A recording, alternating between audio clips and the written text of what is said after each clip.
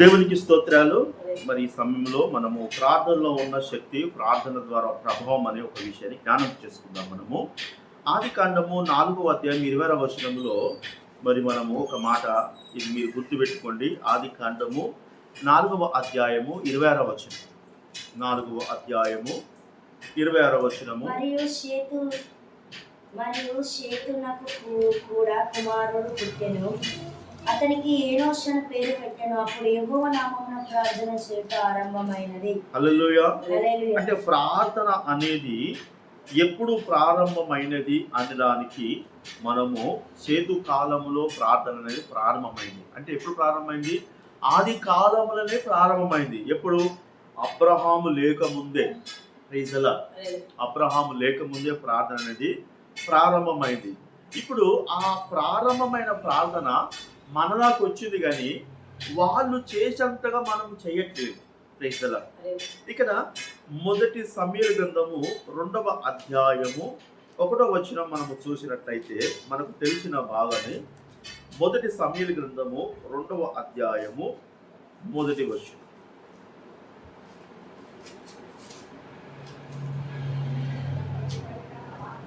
మొదటి సమూయేలు 2వ అధ్యాయము 1వ వచనం. మరియు హన్నా విజ్ఞాపన చేసి ఇలా కనెను, నా హృదయము యెహోవా యందు సంతోషించుచున్నది, యెహోవా యందు నాకు మహాబలము కలిగెను, మీ వలన రక్షణను బట్టి సంతోషించుచున్నాను. చూడండి, మనము ప్రార్థన అంటే ఏం చేస్తామంటే మనకున్న అవసరాల కొరకు, మనకున్న అక్కర్ల కొరకు మనం ప్రార్థన చేస్తాం. Praise the lord.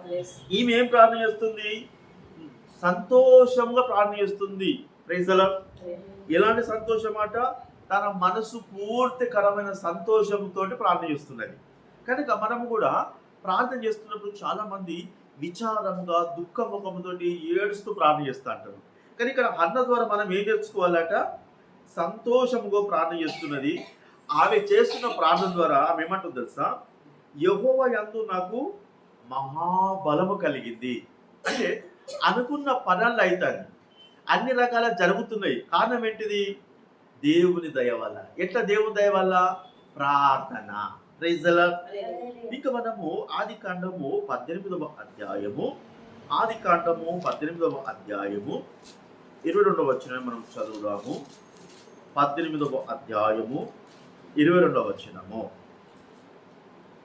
ఆ మనుషులు అక్కడ నుండి తిరిగి సొదొమ వైపుకు వెళ్ళిరి. అబ్రహాము ఇంకా యెహోవా సన్నిధిని నిలుచుచుండెను. అప్పుడు అబ్రహాము సమీపించి ఇట్లనెను, దుష్టులతో కూడా నీతిమంతులను నాశనము చేయదువా? ఆ పట్టణంలో చాలు. ఇక్కడ మనకు ఏం జరుగుతున్నది అంటే, ఒక సొదొమ గొమొర్రా పట్టణముకు దేవుడు వెళ్ళి ఆ పట్టణమును పాడు చేస్తారని దేవుడు చెప్పిండు. ఎవరికి? అబ్రహాం. ఇప్పుడు అబ్రహాం ఎక్కడ ఉన్నాడు? ఇక్కడ స్పష్టమైన వాక్యము. అబ్రహాము ఎక్కడ ఉన్నాడట? యెహోవా సన్నిధి. దేవునికి స్తోత్ర. ఎక్కడున్నాడట?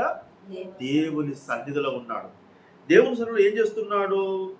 అలా మరి లోతు అనే అలా సుట్టము కొరకు ఆయన అడుగుతున్నాడు. మరి అక్కడ ఒకవేళ నీతిమంతులు ఉంటే వాళ్ళని ఖరాబ్ మరి నాశనం చేస్తామంటున్నాడు. దేవుడు అంటున్నాడు కదా, 50 మంది నీతిమంతులు ఉన్నా నేను ఆ ఊరిని ఖరాబ్ చేయాలంటున్నాడు. అంటే ఇక్కడ మనము కూడా మన వారి కొరకు దేవుని సన్నిధిలో ప్రార్థించే వారంగా ఉండాలి. Praise the lord. ఇప్పుడు అబ్రహాము ఎప్పుడైతే దేవుని సన్నిధిలో లోతు కొరకు ప్రార్థన చేసిండో, లోతు కొరకు దేవుడు ఏం చేసిండు? దేవదూతను పంపించి ఆ భయంకరమైన నాశనం అవుతున్న ఆ ప్రాంతంలోకి వెళ్ళి బయటికి రప్పించాడు. అంటే ప్రార్థన అనేది ప్రభావం చూపింది, పని చేసింది. దేవునికి స్తోత్ర. మనము మన కొరకే ప్రార్థన చేయడము. ఎలా ప్రార్థన చేయడం? మన కొరకు దుఃఖముతోటి, సమస్యల కోసం కాదు. అన్న ఎట్లా చేసిందట? నా యెహోవా యందు నేను సంతోషిస్తున్నాను అంటున్నది. నా హృదయము ఆనందిస్తున్నాను అంటున్నది. దేవుని మూలంగా నేను బలమును పొందుకున్నట్టున్నది. Praise the lord. అంటే మనము సంతోషంగా ప్రార్థన చేస్తే మనకు దేవుని నుంచి మంచి బలం అనేది మనకు వస్తుంది. రెండోది, మన వారి కొరకు కూడా మనం ప్రార్థన చేయాలి. Praise the lord. వాళ్ళు ఒక భయంకరమైన, ఇప్పుడు లోతు ఆ సొదొమ గొమొర్రా పట్ల ఏం జరిగిందట? ఒక అగ్ని గంధకాలు దిగి వచ్చి ఆ ప్రాంతాన్ని మొత్తము కాల్చి వేసినాయి. అక్కడ ఉన్న ప్రజలందరూ ఏమైపోయారు? కాలి చచ్చిపోయారు అక్కడ. అంటే ఇప్పుడు మన వాళ్ళు కూడా ఎవరైతే ఇంకా నరకానికి సిద్ధంగా ఉండి దేవుని కొరకు తెలుసుకోలేదో వారి కొరకు మనం అబ్రహాం యొక్క ప్రార్థించే వారంగా ఉండాలి. ప్రైజ్ ది లార్డ్, హల్లెలూయా. ఇంకా మనము లూకా సువార్త 22వ అధ్యాయము 31వ వచనం చూసినట్లయితే, లూకా సువార్త 22వ అధ్యాయము 31వ వచనంలో,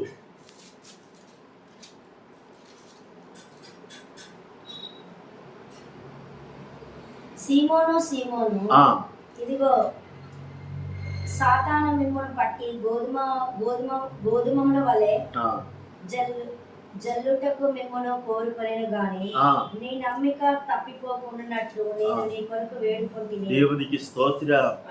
యేసుక్రీస్తు ప్రభువారితోటి శిష్యులు తిరుగుతున్నారు కదా, అందులో మొదటి శిష్యులు ఎవరు? పేతురే. ఈ పేతురు యేసు ప్రభుతో మంచిగా తిరుగుతున్నాడు, మంచిగా ఉన్నాడు, అంతా బాగున్నది. కానీ ఈ పేతురునే సాతాను కోరుకున్నాడట. చూస్తాట, పేతురునే సాతాను కోరుకున్నట్ట. ఆయన నాకు కావాలి ప్రభువా. ఆయన ఇక అంటే ఎట్లా అంటే, ఊకే దేవునితో తిరిగితే నీకు ఏమవుతుంది? చేపలు పట్టుకుంటే జర 4 పైసలు వస్తాయి. ఇప్పుడు పేతురు వాళ్ళ భార్య ఉంటుంది, అంతే కదా. ఇప్పుడు పేతురు భార్య సరే నా భర్త మంచి దేవునితో తిరుగుతాడని అనుకున్నా కానీ వాళ్ళంతా అనుకోదా, నా బిడ్డకు పాపం ఏదో పెళ్లి చేసినందుకు నా అల్లుడు అసలు పనే చెప్తలేడు, ఏమైనా ప్రభుతోనే తిరుగుతాడు అని 4 మాట్లాడేసరికి ఆమె కూడా ఏమనిపిస్తుంది, ఏందయ్యా ఊకే దేవుడు భార్యను అద్దన్నాడా అని చెప్పేసి ఆమెకి కనవచ్చు. అన్నవాళ్ళు ఈయన మనసు కూడా చెదిరిపోవచ్చు. కానీ దేవుడు అనుకుంటున్నాడు ఏమని? ప్రభువా, తండ్రికి ప్రార్థన చేస్తున్నాడు ఏమని? ఈయన మనసు చెదిరిపోవద్దు. ఈ మనసును చెదిరగొట్టేది ఎవరు? సాతానుడు. కొన్నిసార్లు మన మనసులను కూడా రంజిలబడెత్తాడు సాతానుడు. ఒక తెలియని చిరాకు అవుతుంది, తెలియని భయం అవుతుంది, తెలియని బాధ అవుతా ఉంటుంది. ఇదంతా సాతాను పని. అట్లా ఈ పేతురును సాతాను చేసిన కనుకనే దేవుడు ఏం చేసినట? పేతురు కొరకు దేవునికి స్తోత్రాలు. మనం కూడా మన విశ్వాసుల కొరకు, మన సంఘస్థుల కొరకు, మన ప్రార్థన పరుల కొరకు, మన దైవజన కొరకు మనం ఏం చేయాలట? దేవుని దగ్గర వేడుకోవాలట. వేడుకోవడం అంటే తెలుసా? వేడుకోవడం అంటే తెలుసా? ఇప్పుడు ఒక మనిషి చేతిలో ఒకటి ఉన్నది, నేను ఈ తర్వాత ఇస్తానని అనుకో, ఏం కాదు ఇయ్యని గుంజుకుంటున్నాడు, దాన్ని వేడుకోవడం. యేసయ్య మా చుట్టాలను రక్షించు, మాకు చుట్టాలను కాపాడు. వాళ్ళ మనసులో సాతాను పెట్టిన ఆలోచనలు తలపులను తీసి అని చెప్పేసి యేసు ప్రభువు వారు ఏ విధంగా అయితే పేతురు కొరకు ప్రార్థన చేసిండో మనం కూడా మన బంధువుల కొరకు ప్రార్థించే వారమే ఉంటున్నాము. Praise the lord. అప్పుడు ఏమైంది? యేసు ప్రభు చేసిన ప్రార్థన ప్రభావాన్ని చూపింది. దేవునికి స్తోత్రాలు. ఇక మనము 2వ దినవృత్తాంతముల గ్రంథము 20వ అధ్యాయములో మనం ఒక మాట చూద్దాము. 2వ దినవృత్తాంతములు 20వ అధ్యాయం 3వ వచనం. 2వ దినవృత్తాంతముల గ్రంథము 2వ దినవృత్తాంతముల గ్రంథము. అందుకు యెహోషాపాతు భయపడి యెహోవా యొద్ద విచారించుటకు మనస్సు నింపుకొని యూదా అంతటి ఉపవాస దినము ఆచరింపవలనని చాటింపగా యూదా వారు యెహోవా వలనని సహాయంను వేడుకొనుటకై కూడుకొనిరి. యెహోవా యొద్ద విచారించుటకు యూదా పట్టణములన్నింటిలోనూ జనులు వచ్చిరి. యెహోషాపాతు యెహోవా మందిరంలో కొత్త శాల ఎదుట. ఇక్కడ చాలమ్మా, ఇక్కడ చూసినట్లయితే ఏం జరుగుతున్నది అంటే, ఒక సమస్య వచ్చి పడ్డది. ఈ సమస్య వచ్చి పడ్డప్పుడు వీళ్ళు ఏం చేస్తున్నాడు? ఈయన ఉపవాసం ఉండి మనము దేవుని దగ్గర ప్రార్థన చేద్దామని చెప్పేసి అంటున్నాడు. అందుకు యెహోషాపాతు భయపడి యెహోవా యొద్ద విచారించుటకు. అంటే సమస్యలు ఎట్లా వస్తాయి చెప్పతాయి, కొన్ని అకస్మాత్తుగా వచ్చాయి, తెలియకుండా వస్తా అంటాయి. అప్పుడే మనకి ఏమవుతుంది? కొద్దిగా భయం అవుతుంది. Praise the lord. కనుక యెహోషాపాతు కూడా భయమైందట ఆయనకు వచ్చిన సమస్యలు బట్టి. కానీ ఆయన ఏం చేసిండట? దేవుని దగ్గర నా సమస్యకు పరిష్కారం దొరుకుతుందని మనసు నిలుపుకున్నాడట.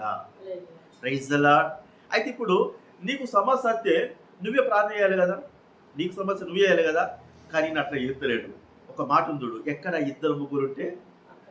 అందుకే ఆయన దగ్గర విశ్వాసం ఎంతమంది అవుతున్నారో వాళ్ళ ఇళ్ళలోకి వెళ్ళి, అక్క మనం మా కోసం ప్రార్థన చేసేందుకు రండి అంటే వాళ్ళు బట్టలు కూడా బట్టలు అక్కడ పడేసారట.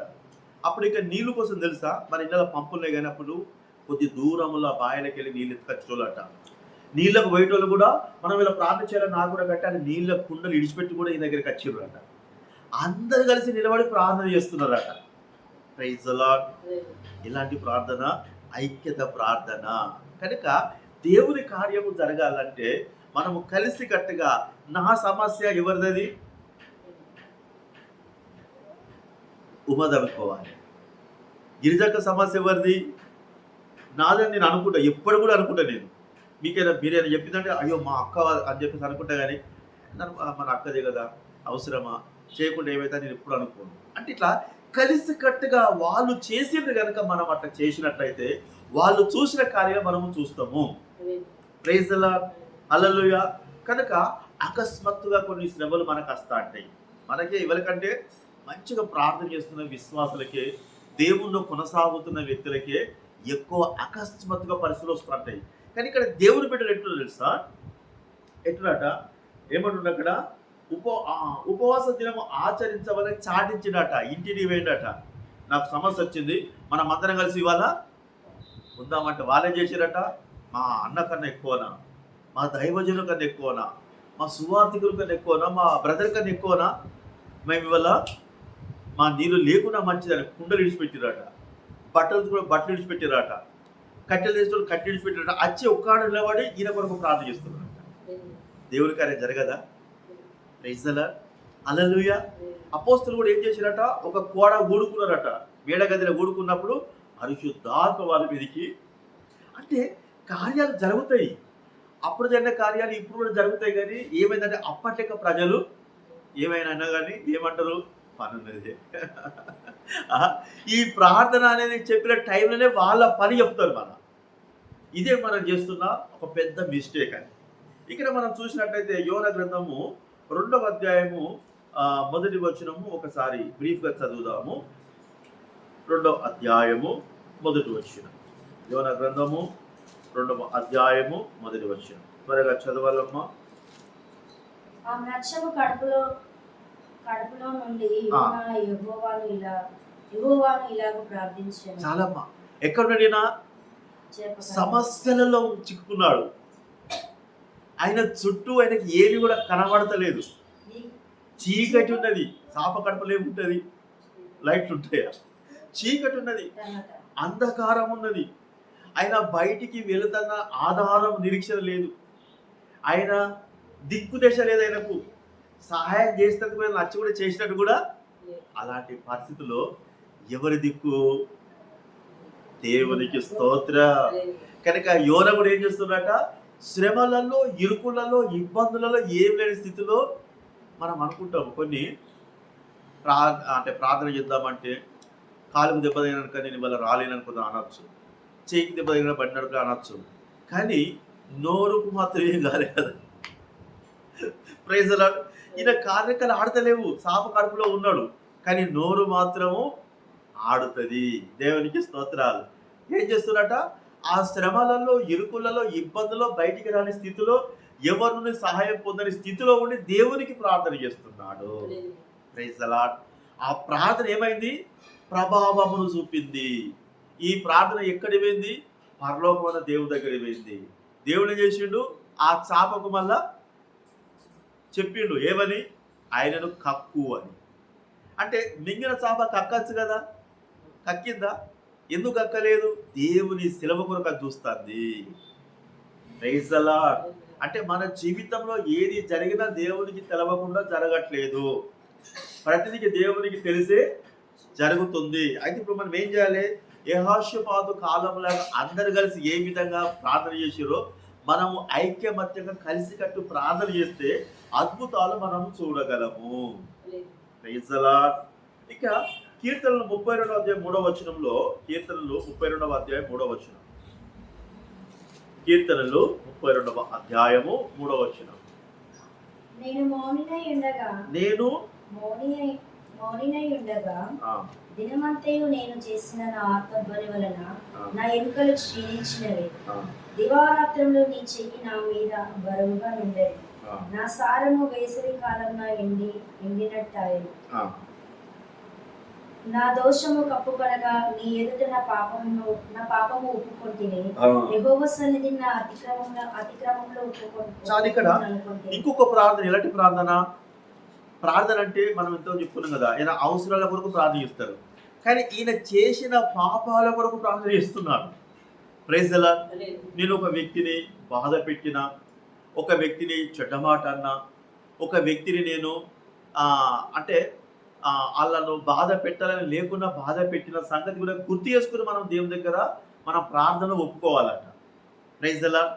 ఇది కూడా గొప్ప ప్రార్థన.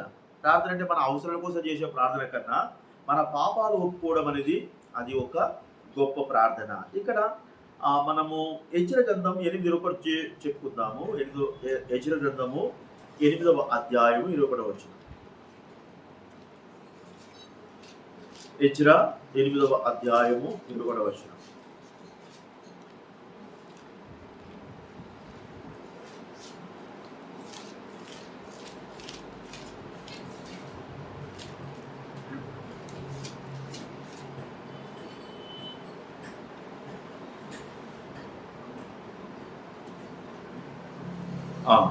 యెజ్రా 8:21 వచనంలో పేజీ నంబరు 398.